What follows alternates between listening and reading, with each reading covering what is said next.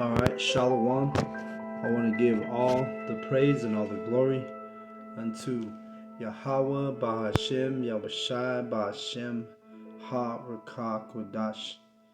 Double honors goes out to the elder apostles of Great Millstone for teaching me this truth.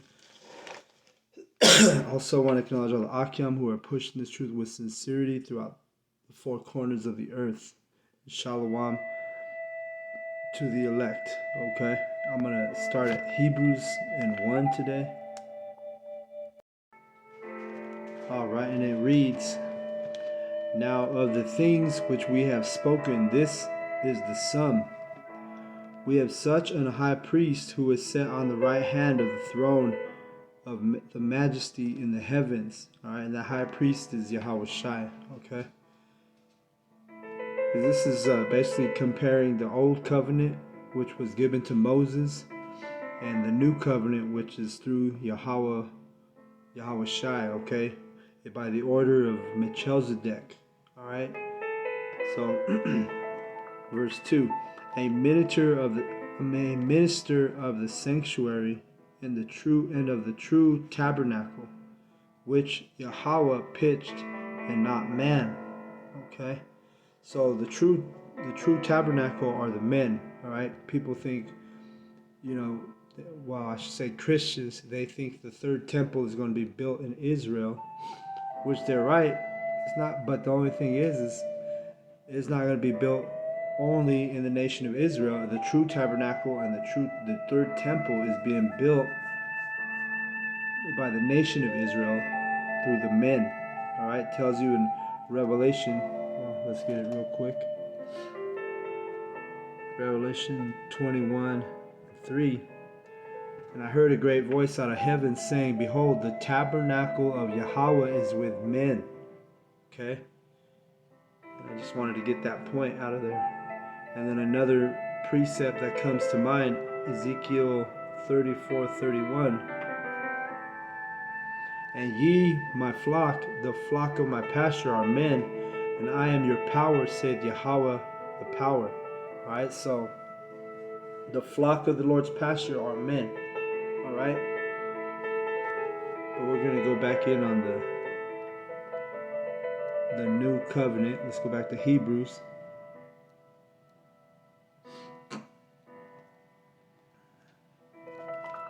And I'm at verse 3. For every high priest is ordained to offer gifts and sacrifices, wherefore it is of necessity that this man have somewhat also to offer. For if he were on earth, he should not be a priest, seeing that are the priests that offer gifts according to the law. See, so during the covenant with Moses, they were sacrificing animals, right? For their sins, for atonement. Now the atonement was fulfilled, and that atonement was Yahawahshi, right?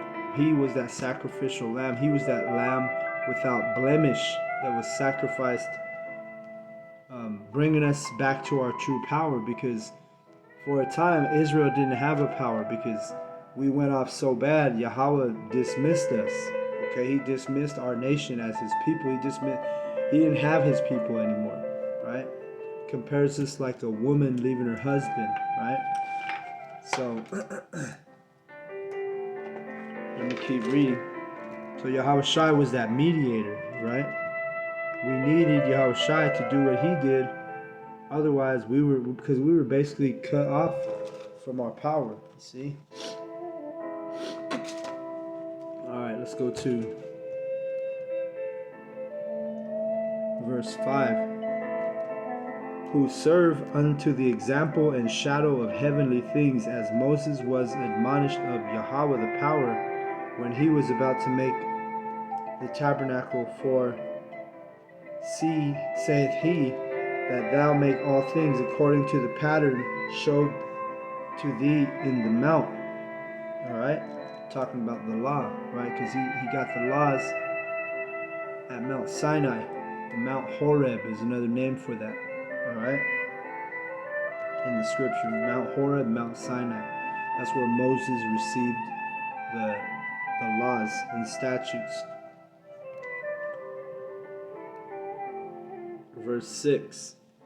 But now hath he obtained a more excellent ministry, by how much also he is the mediator of a better covenant, which was established upon better promises. Alright? So this is talking about Yahawahshi, the new covenant. Alright? The new covenant is made possible through Yahawahshi. And what's a covenant? It's an agreement. Alright? The agreement is between Yahweh, and the agreement is between the Israelites and Yahweh, not all the other nations like Renaissance Christianity teaches you. Let's go to Romans 9 real quick so we can prove that, because it's talking about the covenants and the promises. Well, let's see who those are between.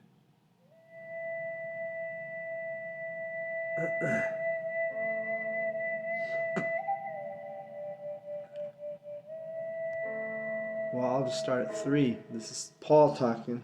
He says, Romans 9:3, For I could wish that myself were accursed from Yahawahshi for my brethren, my kinsmen according to the flesh, who are Israelites, to whom pertaineth the adoption and the glory and the covenants and the giving of the law and the service of Yahweh the power and the promises. Alright? So the word pertaineth, it means belongs to. Right? So who does the adoption, covenant, the giving of the law, the service of Yahweh, and promises all belong to? It tells you in the first line, the Israelites, who are Israelites. Alright?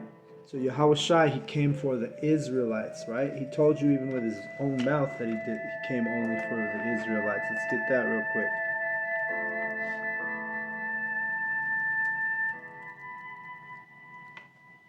It's in Matthew 15. Alright, let's get it. Matthew 15 and 24, I think. It says, this is Yahawahshi talking. I'm not going to get into the whole story, but just this verse. It says, But he answered and said, I am not sent but unto the lost sheep of the house of Israel. Okay, that's Yahawahshi telling you he only came for the lost sheep of the house of Israel. Right? Why are we called the lost sheep? Because we fell off. You know, we didn't have a power for a time. All right. So the mediator, Yahawahshi, he came, and he was sent for us. We were lost at that time. And even fast forwarding to now, you have 2/3 our people that are going to stay lost. But according to Bible prophecy, there's 1/3 of our nation are not going to be lost anymore. That's that remnant. We come into this truth. We're coming into the fold of Yahweh Bashem Yahawahshi, and now we're no longer considered Gentiles in the eyes of Yahweh Bashem Yahawahshi. All right, let's go back to Hebrews.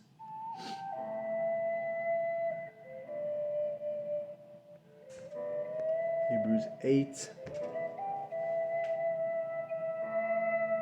And again, because we went off, that's the Lord punished us. That's why we went into captivity so many different times. We were in different captivities because it was a punishment. And this is our last captivity, Babylon, America, which this is it, man. This is our last captivity.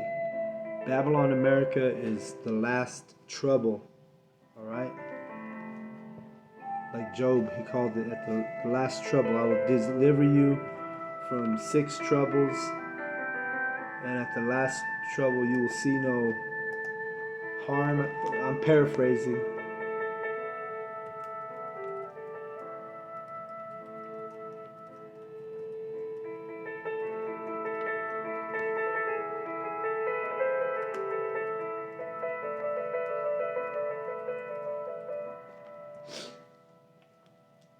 Let's go to Job 5:19 real quick, because we've been punished and we've been in captivities over and over.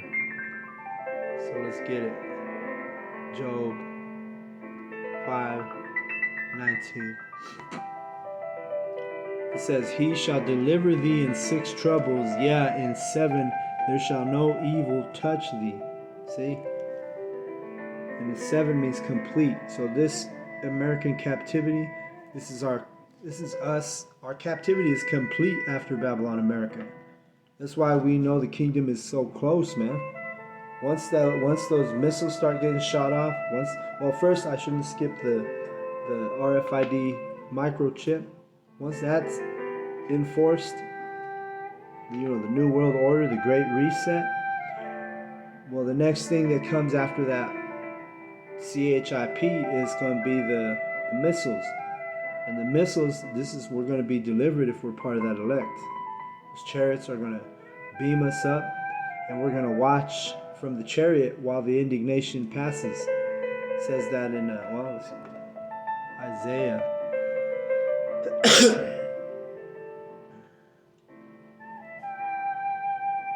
It says, Come, Isaiah 26:20, Come, my people, enter thou into thy chambers, and shut the doors about thee.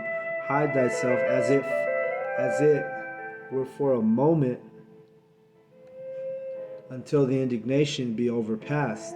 Okay?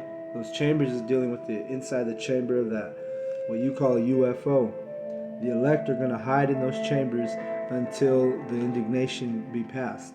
Okay, and that indignation is that nuclear fire along with chariot fire, the destruction.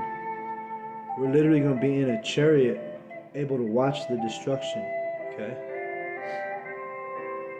Let's go to Hebrews. We have camp today. Lord's will, we see those chariots today. The Lord reveals the chariots to us all the time when we're at camp. Lord's will, He'll show us some chariots today. Let's see, Hebrews 8. And where are we at?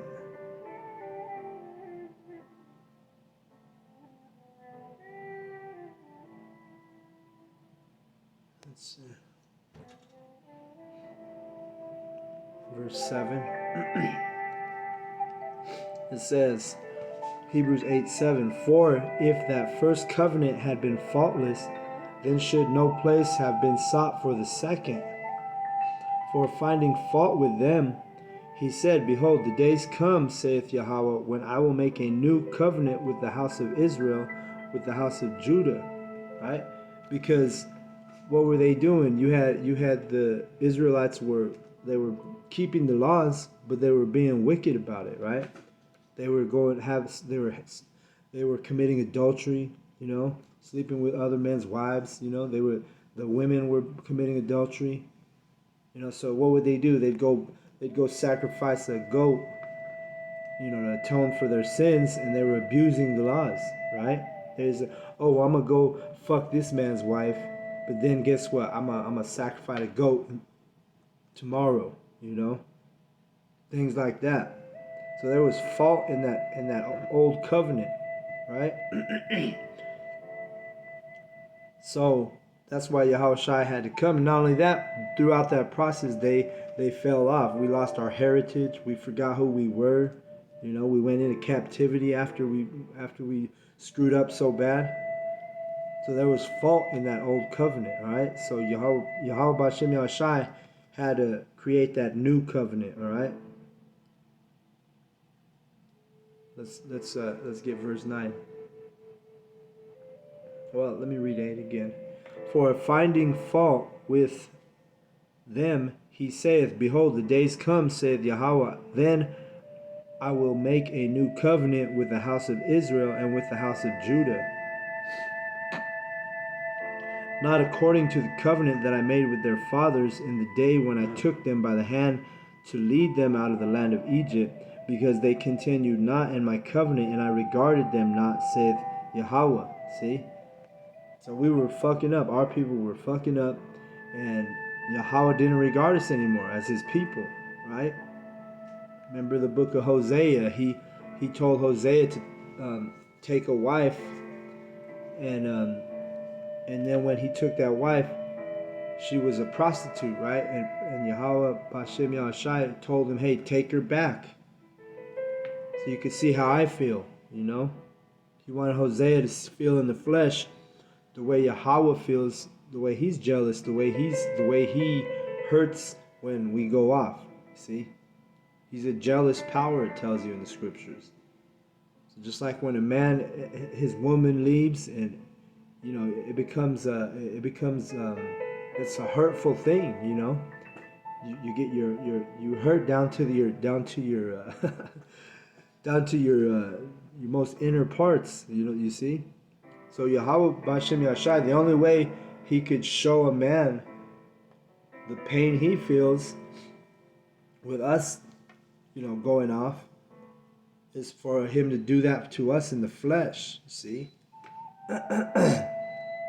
So go read the book of Hosea for that account. And he tells Hosea, take her back, take that prostitute back. Right?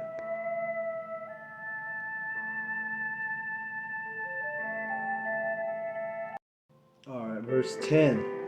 It says, for this is the covenant that I will make with the house of Israel. After those days, saith Yahweh, I will put my laws into their mind and write them in their hearts, and I will be to them a power, Yahweh, and they shall be to me my people. All right. So that other covenant was Yahawahshi, right? He brought us back into the fold, right? Because we were dismissed, because we were so wicked, right? That's why it's so important to embrace and receive and honor and worship Yahweh B'Hashem Yahushai. And you know, in Babylon you were given Jesus Christ. You need to get rid of that thought out of your mind. You need to pray that demon out of your mind, okay? Because the covenant was made through Yahawahshi, not no damn Jesus Christ, okay? You can't even get the letter J until the 1500s, man. So there's no way his name was Jesus, all right? You could easily research that, all right? Let's see, what else? What was I going to go into? So it says, for in those days, or I'm sorry, let me start over. For this is the covenant that I will make with the house of Israel after those days, saith Yahweh, I will put my laws into their mind and write them in their hearts, and I will be to them a power, Yahweh, and they shall be to me a people. And so he's going to put those laws in our mind, right? Because when we get this new covenant, right, the kingdom, when Yahushua returns, it's going to be in us naturally. It's in us already naturally, but the flesh is a burden. The flesh is the reason why you can't remember the scriptures. You know, you don't memorize the Bible, you know. Yeah, you know, you're familiar with stuff. You every now and then you pull up the precepts like that. But every now and then you got to look up a precept, right? Because it's not in our heart and our mind yet. You know, second nature. See, let me get you the example. Is in Hebrew. Well, let's get it real quick. Let's see. Because it's a different type of covenant that Yahushua brings with that deliverance that we're going to get. Just find it. It's in Psalms, at the end of Psalms.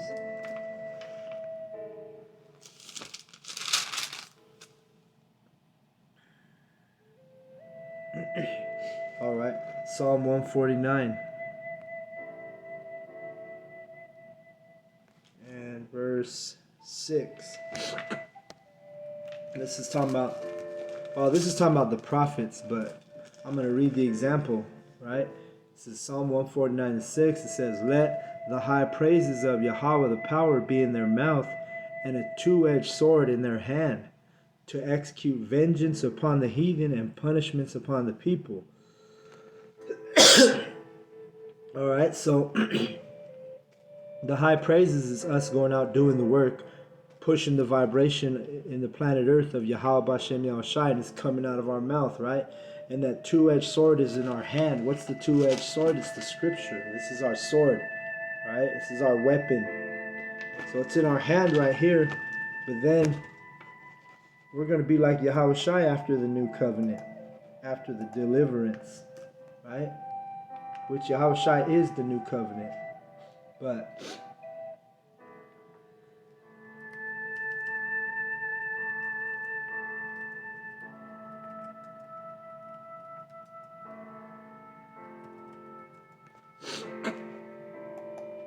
so now let's go look at the difference. Now here's the difference. This is because we just read that Yahweh Hashem Yahushai is going to put the let me read it again. He says, I will put my laws in their mind and write them in their hearts. Right? So there's going to come a time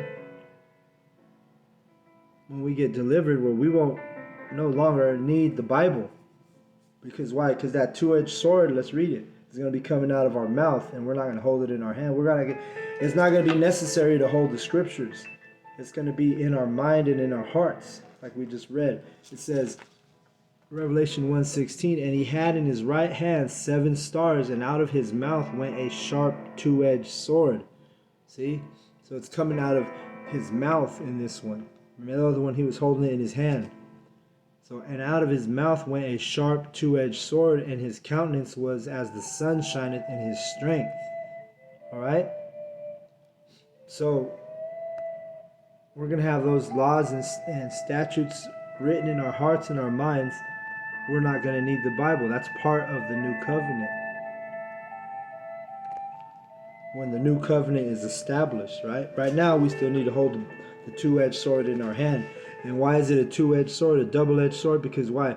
You can cut the heathen, you can cut the nations with the scriptures. You can cut the 2/3 with the scriptures. But you got to be careful because the sword you cut yourself too. You could be cut. Alright? So that's why we always examine ourselves daily that we are in this faith. You gotta humble yourself down, man, and say, hey, am I really part of this truth? Am I really doing what's expected of me as the hopeful elect? You see? So let's go back to Hebrews.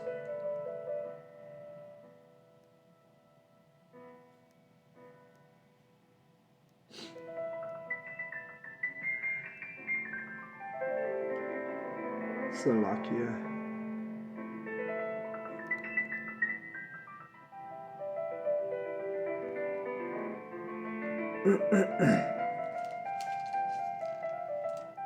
Oops, oh, there it is. Hebrews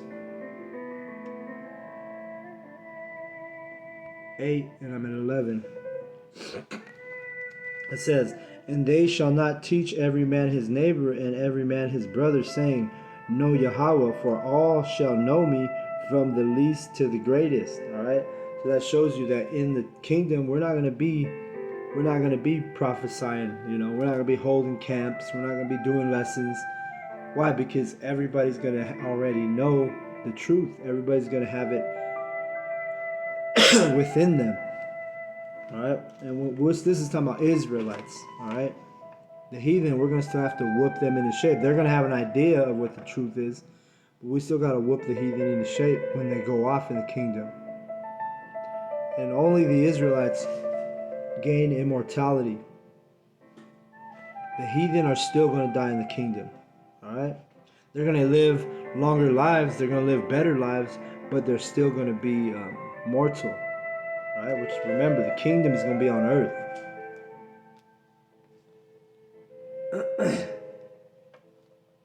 Verse 12, for I will be merciful to their unrighteousness, and their sons and their iniquities will I remember no more. All right, that goes for the elect.